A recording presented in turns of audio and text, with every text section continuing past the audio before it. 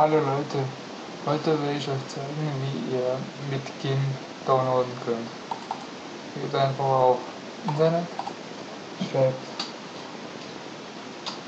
GIMP downloaden, also am besten den Chip,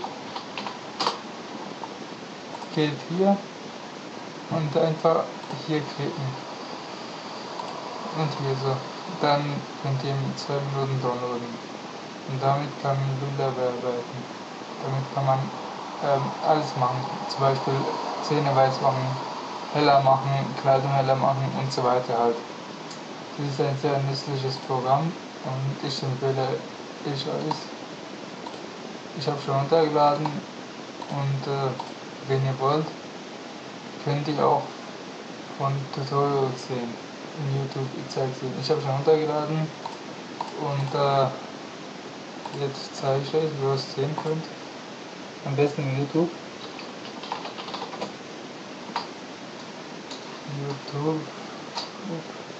Geben. Tutorial in Deutsch am besten. Hier.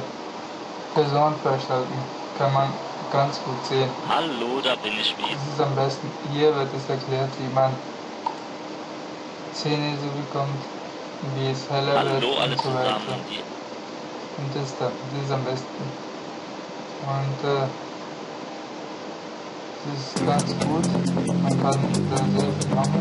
Das Bilder verändern.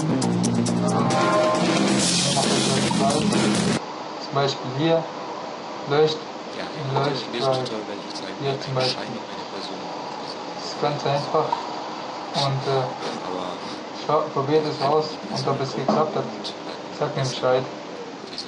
Und bitte abonnieren. Also, bis nächstes Mal.